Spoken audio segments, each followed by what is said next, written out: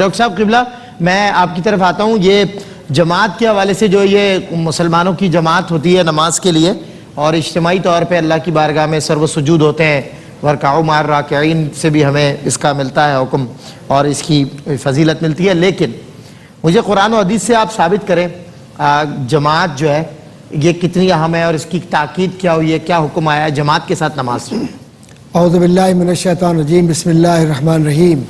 مولا صلی وسلم دائما ابدا علی حبیبک خیر الخلق کلہم یا ربی بالمصطفیٰ بلغ مقاصدنا واغفر لنا ما مضی یا واسع الکرم۔ بعد حمد و صلوات کے حضرات علماء کرام نے بہت خوبصورت پیرائے میں بہت ہی وضاحت کے ساتھ اور بڑی صراحت کے ساتھ جو نماز کے بنیادی احکامات ہیں ان کی جانب اشارہ کیا۔ آپ کا جو بنیادی سوال ہے اس کے جواب تو بہت تفصیلی طور پر ہو سکتا ہے، لیکن وقت کی چونکہ بہت کمی ہے تو اس لیے میں صرف مختصراً عرض کروں گا کہ قرآن کریم چونکہ نص قطعی ہے اور اس سے انکار یا اس میں شک یا تردد کفر ہے۔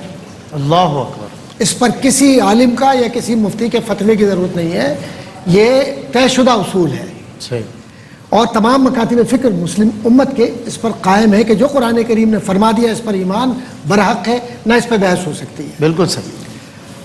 قرآن کریم کا ارشاد ہے وَأَقِیمُوا الصَّلَاةَ وَآتُوا الزَّکَاةَ وَارْکَعُوا مَعَ الرَّاکِعِینَ۔ سبحان اللہ۔ اب سب سے پہلے حکم جو ہے وہ نماز قائم کرنے کا ہے، اور نماز قائم سے بعض علماء نے مراد ہی لی کہ اجتماعی طور پر آپ کھڑے ہوں گے تو نماز قائم ہوگی، یہ اجتماعیت ہے اسلام کی۔ واہ واہ واہ۔ تو لفظ قیام جو ہے وہ ہے ہی ساتھ کے معنوں میں، قائم کرنے سے مراد اکیلے کھڑا ہونا کوئی معنی نہیں رکھتا۔ واہ واہ، اس کو علماء نے لکھا۔ بالکل صحیح۔ دوسری بات یہ کہ وَارْکَعُوا مَعَ الرَّاکِعِینَ، تو جب لوگ ہیں آپ کے ساتھ، ماں کا لفظ ہی اس وقت استعمال ہوتا ہے عربی زبان میں جب کوئی ساتھ ہو، ورنہ ماں کی ضرورت نہیں تھی، اور کوئی لفظ قرآن کریم میں غیر ترتیب یا بغیر کسی مصلحت کے بیان نہیں ہوا۔ بے شک ہر لفظ میں حکمت۔ سرور کشور رسالت صلی اللہ علیہ وآلہ وسلم کا جو فرمان ہے سبحان اللہ، اس کا ایک مفہوم بیان کرتا چلوں، اور مفاہیم میں یہ ہے کہ حضرت حضور کریم صلی اللہ علیہ وسلم کا فرمان ہے کہ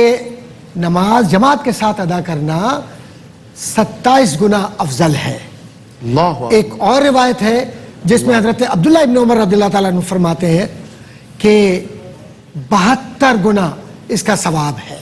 اللہ اکبر۔ عام انڈیویجول نماز، جی اچھا، جو آپ نماز آپ جا کر شامل ہو رہے ہیں جماعت میں، اس کی بات ہو رہی ہے، انڈیویجولز کی بات نہیں ہو رہی ہے، کلیکٹیوزم کی بات ہو رہی ہے، نماز میں اجتماعیت۔ اور پھر حضور کریم صلی اللہ علیہ وسلم کی ایک بخاری کی حدیث ہے جس کا مفہوم یہ ہے کہ مجھے قسم ہے اس پاک پروردگار کی کہ جس کے قبضہ قدرت میں میری جان ہے، صلی اللہ علیہ وآلہ وسلم، سبحان اللہ، کہ میں لوگوں کو لکڑیاں جمع کرنے کا حکم دوں، صحیح، اور پھر اس کے بعد امامت نماز کے قیام کا حکم دوں، امامت کا حکم دوں، یہاں تک کہ میں دیکھوں کہ کون شخص نہیں آیا اس کے گھر کو میں آگ لگا دوں۔ اللہ اکبر، اللہ اکبر، یہ مفہوم میں نے بیان کیا۔ اللہ اکبر۔ اب اس سے زیادہ حضور کی زبان، اللہ اکبر، حضور کے زبان فیض ترجمان سے